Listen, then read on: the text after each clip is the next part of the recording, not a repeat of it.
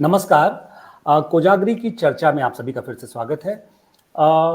एक बहुत पुरानी विचारधारा है चारवाक दर्शन, जिसके प्रति अचानक से एक स्वाभाविक आकर्षण बढ़ गया है और एक तरह से स्वैग बढ़ गया है। लोग कहने लगे हैं कि वो चारवाक के बहुत प्रशंसक हैं, उनके फॉलोअर्स हैं और आजकल टी-शर्ट पे भी आई लव चारवाक दिखने लगा है।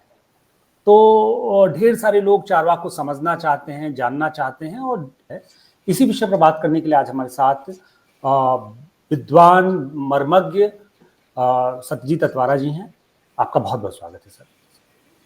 जी जी, बहुत बहुत धन्यवाद रुपेश जी। मैं एक तो ये समझना चाहूंगा कि अचानक से चारवाक के दर्शन को लेकर इतनी दिलचस्पी क्यों बढ़ गई है समाज में, और ये कि इस दर्शन की जो मेन बात है, आखिर वो कौन सी चीज है जिसको लेके आज का युवा, आज का जो खासकर आज का जो युवा है वो बहुत आकर्षित हो रहा है इस दर्शन को लेकर। जी जी, आप नास्तिक शिरोमण चारवाक की बात कर रहे हैं ना? जी जी जी जी। और लोकायत दर्शन भी कहा जाता है इसको। इन्होंने प्रत्यक्ष प्रमाण को ही प्रमाण माना है। इनका ये कहना था कि जो कुछ भी दिखाई पड़ता है उसी को मैं मानूंगा, उसके अलावा कोई चीज नहीं मानूंगा। तो इसका अर्थ सीधे से ये हुआ कि प्रत्यक्ष प्रमाण को ही ये प्रमाण मानते। ये अजीत केश कंबली से शुरू होते और सुख की खोज और दुख से छुटकारा, मतलब दुख से बचना। इनका कहना था कि दुख किसी भी तरीके का है वो अच्छा नहीं होता, तो सुख की खोज कैसे किया जाए और कितना ज्यादा सुखी अपने आप को रखा जाए।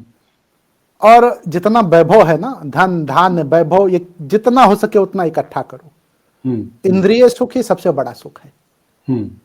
तो इंद्रिय सुख की बात करते हैं। इनका ये कहना था कि शरीर है तो चेतना का उदय हो जाता है। जब तक शरीर है तब तक आप चैतन्य, और जैसे ही शरीर नष्ट होगा चेतना समाप्त हो जाएगी।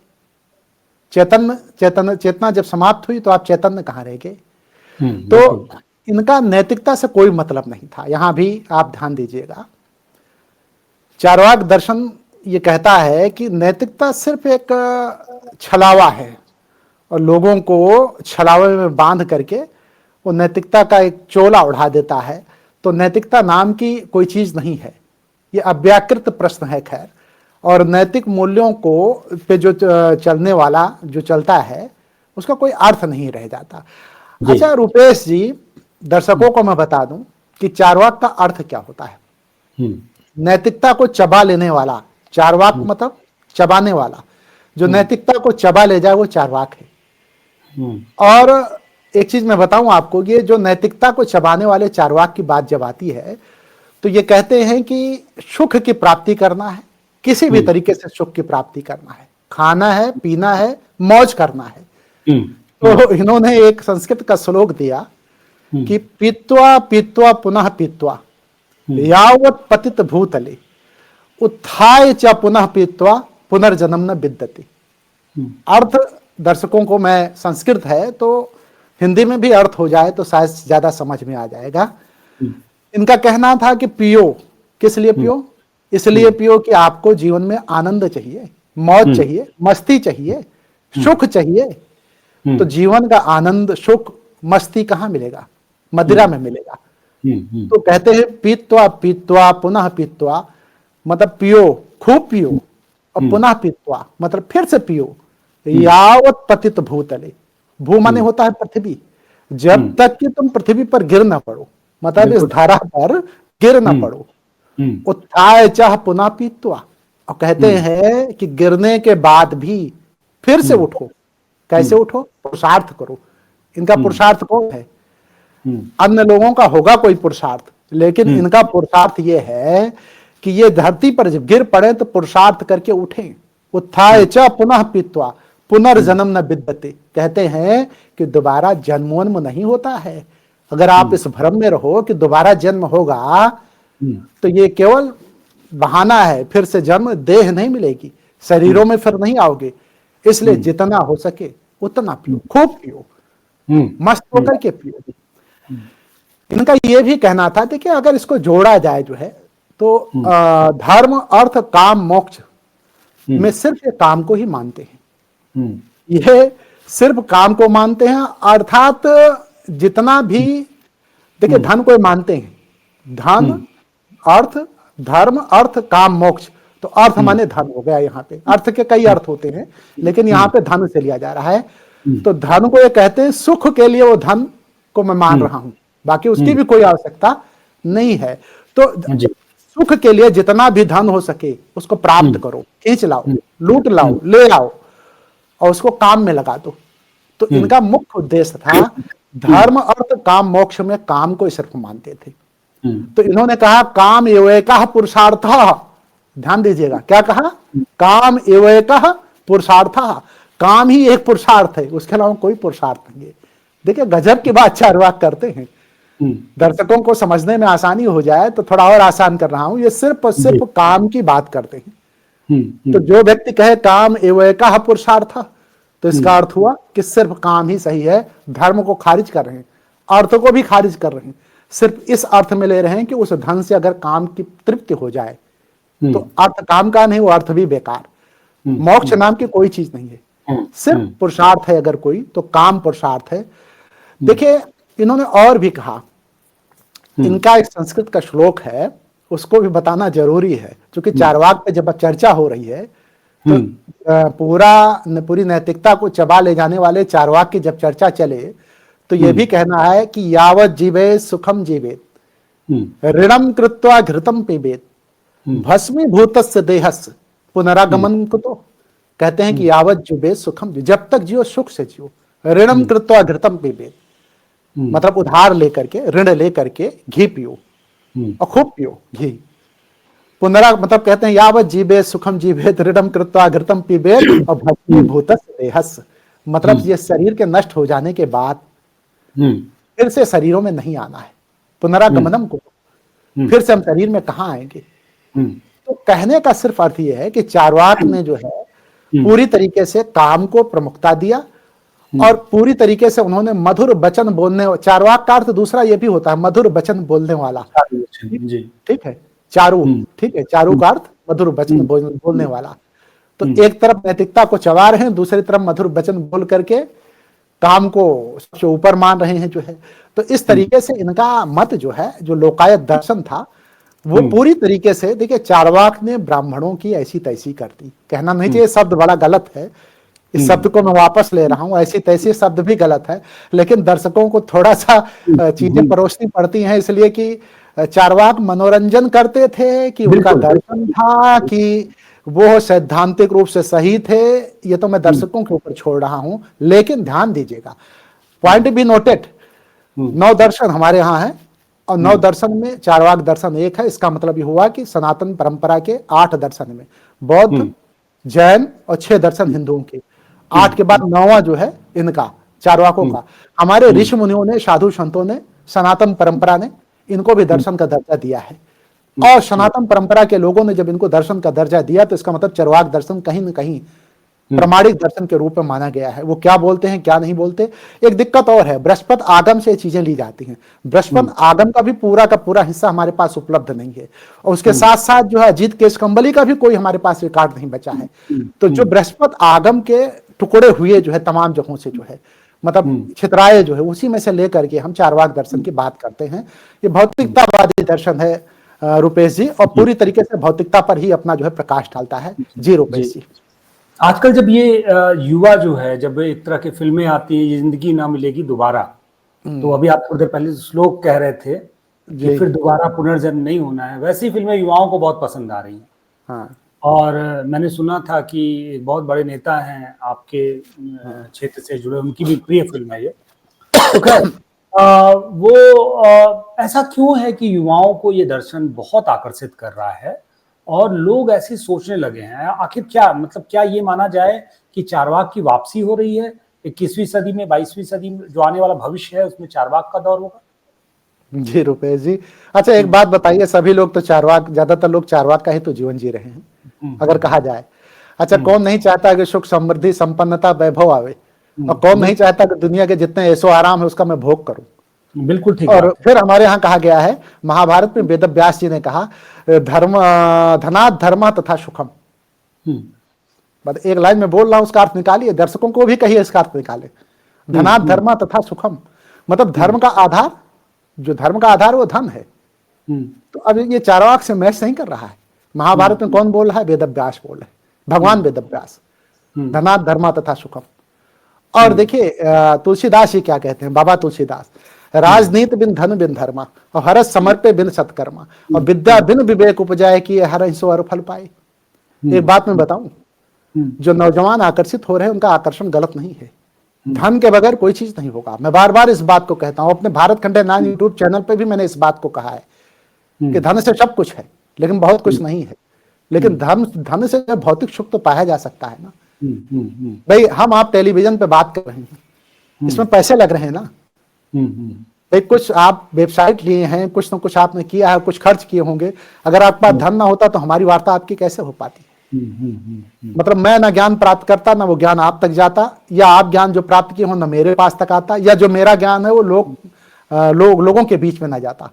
और जब लोगों के बीच में कोई चीज प्रसार नहीं होगा। लेकिन नैतिकता का भी संकट है। समाज कैसे चलेगा अगर सब लोग धर्म वर्म छोड़ दें, पुनर्जन्म की अवधारणा ना हो, कोई डर ना हो, या रित नष्ट हो जाए, जगत में शाश्वत नैतिक व्यवस्था को मत माने, तो समाज के आगे क्या संकट उत्पन्न नहीं हो जाएगा? समाज में एक अव्यवस्था उत्पन्न नहीं हो जाएगी?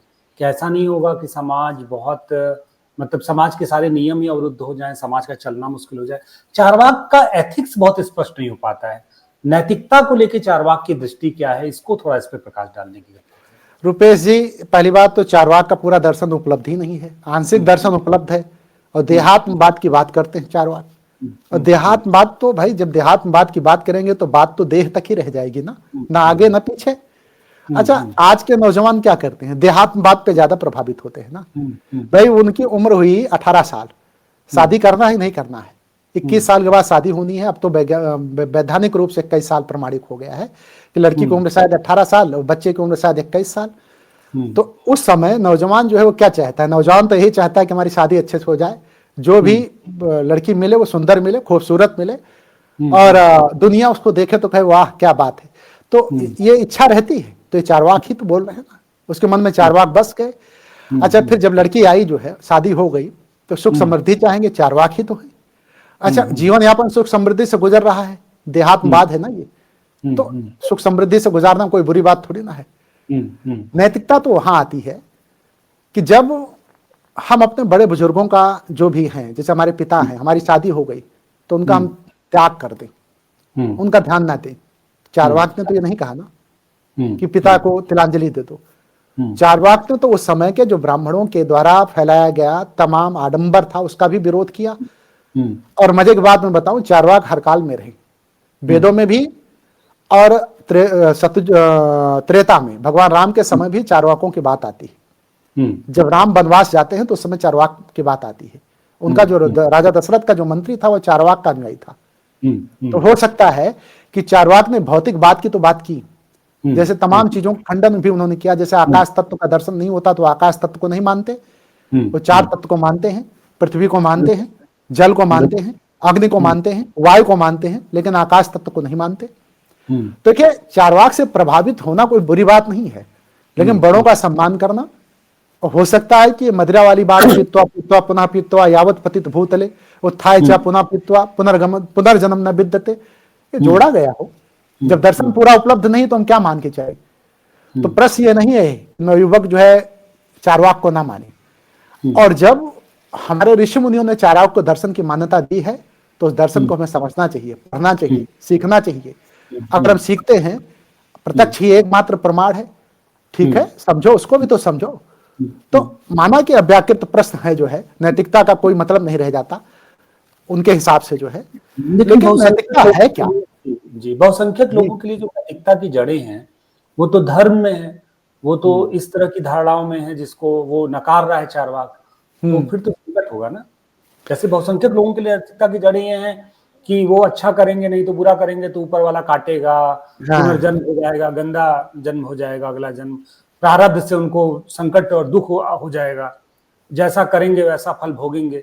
जब कुछ होता ही नहीं है, ना ईश्वर है, ना आत्मा है, ना स्वर्ग है, ना नरक है, ना पुनर्जन्म है, तो फिर एकदम इसको कहते हैं, थोड़ा और देसी भाषा में कहें तो एकदम छुट्टा साड़ हो गया आदमी। तो फिर क्या होगा? चार्वाक दर्शन में चार्वाक ने कभी ईश्वर को नहीं माना, ईश्वर की मान्यता को स्वीकार नहीं किया, आत्मा की मान्यता को भी स्वीकार नहीं किया। और मजे की बात मैं बताऊं, विष्णु पुराण में भी चार्वाक का जिक्र आता है, महाभारत में भी चार्वाक का जिक्र आता है। इसका मतलब चार्वाक जो है लगातार बने हुए हैं और आज भी लोगों के मन मस्तिष्क में चार्वाक छाए हुए हैं। तो चार्वाक अगर छाए हुए हैं तो कुछ खूबी होगी ना, कुछ खूबी होगी तभी तो चार्वाक छाए हुए हैं। और नास्तिकता देखिए ठीक है, हम तो कह दिए पहले ही, नास्तिक शिरोमण चार्वाक मैंने पहले ही कह दिया।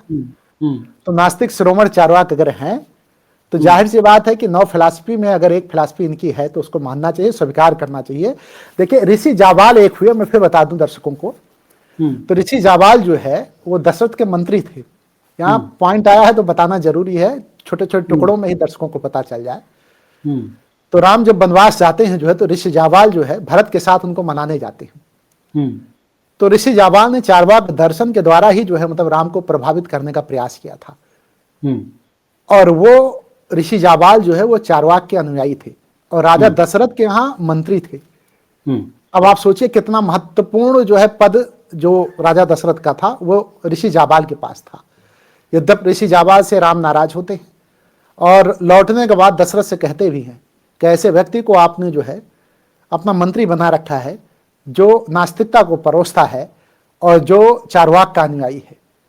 तो इसका मतलब ये हुआ कि त्रेता में भी चार्वाक दर्शन था, द्वापर में भी चार्वाक दर्शन था जी। चार्वाक, महाभारत का जिक्र अभी मैंने आपको, तो चार्वाक हर जगह पे बने हुए हैं। और मेरा अपना ये मानना है कि चार्वाक एक नहीं थे, हर काल में चार्वाक पैदा हुए। अजित केशकंबली के रूप में या फिर बृहस्पति आगम के रूप में जो है चार्वाक दर्शन परोसा गया, लेकिन हर काल में चार्वाक ये good Taliban bad Taliban type के अच्छे गुड चार्वाक बैड चार्वाक भी होते थे क्या? नहीं मतलब देखिए मन जो है व्यक्ति का काम में लगता है। कोई नवयुवक बता दे जब युवा अवस्था में होता है तो काम के प्रति उसकी आसक्ति होती है। चार्वाक ने तो यही बताया, धर्म अर्थ और मोक्ष को खारिज कर दो और काम में लग जाओ। तो अच्छा एक बात बताइए, युवा अगर आकर्षित होंगे तो काम में ही तो जाएंगे ना। युवा मन जो है वो काम में जाता है ना। तो काम चार्वाक यही तो कह रहे हैं, जब युवा अवस्था खत्म होगी तो फिर ठीक है दूसरे रास्ते पे चले जाना। बुद्ध भी तो पहले जो है गए। मतलब जब तक युवा है, जब तक ऊर्जा है तब तक चार्वाक को जिए, और जब जो है फिर जब चूक जाइए, जब देह आपका चूकने लगे तो फिर आत्मा ही बचेगा, तो फिर आत्मा की तरफ उत्सर्ग हो जाएगी। देखिए दर्शन सब अलग अलग हैं और दर्शनों को समझना चाहिए और चार्वाक दर्शन को भी समझने की जरूरत है और चार्वाक को विशेष करके समझने की जरूरत है। और मैं दर्शकों से यही कहूंगा कि सनातन परंपरा में 6 दर्शन हैं, एक बौद्ध और एक जैन 8 हो गए, एक चार्वाकों का दर्शन 9 दर्शन का अध्ययन करें। और आपके इस चैनल के माध्यम से, कोजागरी के माध्यम से मैं कहूंगा कि धीमे धीमे एक एक दर्शन को आप परोसें और जनता के बीच में, लोगों के बीच में, आपके दर्शकों के बीच में दर्शन भी जाना चाहिए, जिससे वो अच्छा भला बुरा खुद जो है उसको फिल्टर कर लें, नीर छीर का आकलन खुद कर लें। और चार्वाक को अपनाना है कि अन्य दर्शन को अपनाना है, रुपेश जी दर्शकों पे छोड़ दीजिए, मेरा ऐसा मानना है। बहुत बहुत बढ़िया बात कही और इतना खूबसूरत आपने चार्वाक पे अपने विचार रखे। आपका बहुत बहुत स्वागत, आपने ज्वाइन किया। और दर्शकों से आग्रह है कि भातखंडे 9 और कोजागरी को सब्सक्राइब करें, अपना प्रेम स्नेह इसी तरह से देते रहें। नमस्कार, बहुत बहुत धन्यवाद।